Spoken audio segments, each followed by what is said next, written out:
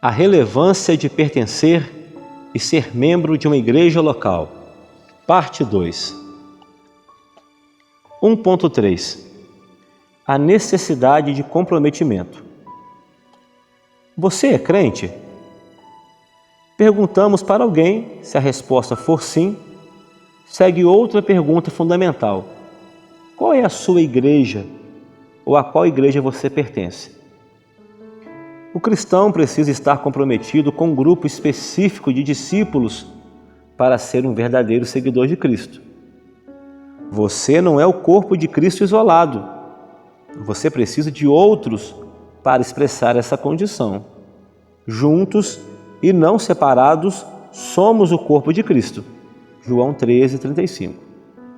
Existem algumas analogias de um cristão desconectado da igreja. Um jogador de futebol sem time, um soldado sem uma tropa ou comandante, uma ovelha sem rebanho, mas o mais incompreensível quadro é de uma criança sem família, pois um crente sem a família de Deus é um órfão. O Dicionário Internacional de Teologia do Novo Testamento, volume 1, Vida Nova, ano 2000, página 997 a 998, comenta sobre o verbete igreja e o emprego de diversas expressões em 1 Pedro. Abre aspas.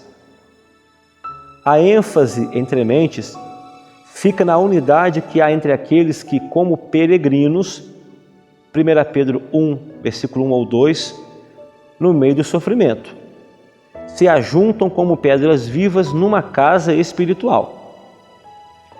No capítulo 2, versículo 5, vemos a metáfora da construção, onde expressa crescimento.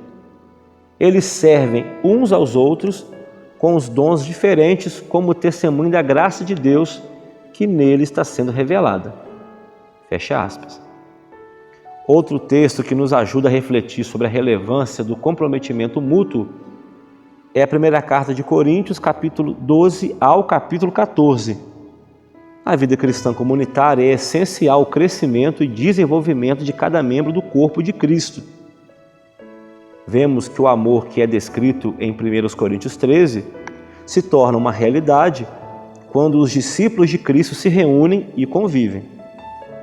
É nesse contexto que os dons são reconhecidos e manifestados. No capítulo 1, nós aprendemos que Jesus estabeleceu a igreja para representá-lo na terra, glorificar o seu nome e proclamar o Evangelho. Capítulo 2. Membro da igreja, estar sob a bênção. Cristo disse de forma clara e inequívoca que edificaria a sua igreja sobre si mesmo e nada poderia detê-la, nem mesmo as portas do inferno. Mateus 16, versículo 18. Todos aqueles que fazem parte da igreja e se tornam um corpo estão debaixo dessa bênção. Quando Cristo abençoa o corpo, seus membros de uma forma individual também são abençoados. Esse corpo de Cristo, do qual somos parte, está destinado a ser vencedor. 2.1. A igreja é defendida por Cristo. Cristo defende a igreja porque é o seu corpo. E isso está expresso no encontro que ele teve com Saulo, quando lhe pergunta: Saulo, Saulo, por que me persegues? Atos 9, versículo 4. Subentende-se claramente que perseguir a igreja é perseguir a Cristo e ele a defenderá contra tudo e todos. O último ato de Cristo quando ascendia aos céus foi erguer as mãos e abençoar seus discípulos. Lucas 24, versículos 50 a 51. A vitalidade da cabeça alcança todos os membros. Cristo, constituído como cabeça da igreja, Efésios 22, abençoa todos os membros do seu corpo, Efésios 2, versículo 21 ao 22. O pastor Sérgio Costa, na obra Revista Betel Dominical, segundo trimestre de 2019, comentou sobre a igreja de Filadélfia, um modelo para os nossos dias. Abre aspas. Uma igreja perseguida. Havia na cidade uma comunidade de judeus que perseguiam os cristãos.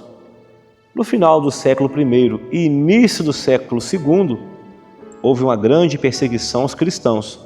Todavia, devido à sua fidelidade, a igreja teve a permissão de escapar à horrenda perseguição que se levantou nas províncias do Império Romano, por motivo do culto ao imperador, em que os homens eram forçados a adorar o imperador de Roma.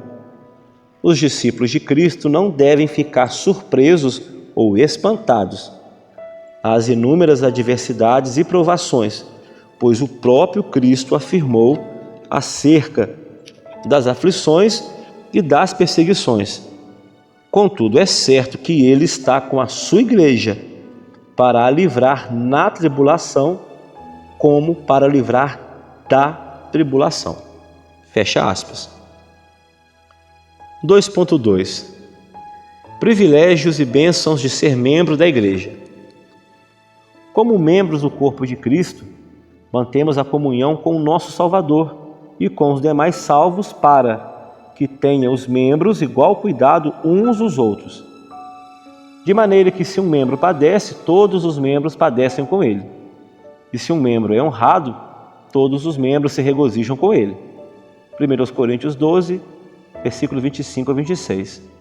Além disso, é por intermédio da salvação em Jesus que nos tornamos filhos de Deus e herdeiros de suas promessas e também participantes de todas as bênçãos espirituais nos lugares celestiais em Cristo.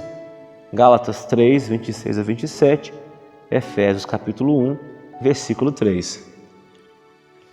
O pastor Marcos Santana, no livro Aperfeiçoamento Cristão, editora Betel, 2018, página 63, comentou, abre aspas, a ação do Espírito Santo na vida do discípulo de Cristo não se restringe a conceder poder para proclamar o Evangelho. Também atua produzindo fruto na vida do nascido de novo. Gálatas 5:22. O Espírito opera também na formação do corpo de Cristo. Assim sendo, estar no Espírito resulta na comunhão com os outros membros da igreja. O Espírito opera incorporando e capacitando cada membro com dons, visando o bem do corpo. 1 Coríntios 12, versículo 7, para que todos sejam beneficiados. Não existe membro do corpo de Cristo tão carente que seja isento da responsabilidade de cuidar de outros, como não existe um membro tão completo que não necessite de cuidados. Precisamos ser interdependentes e não independentes.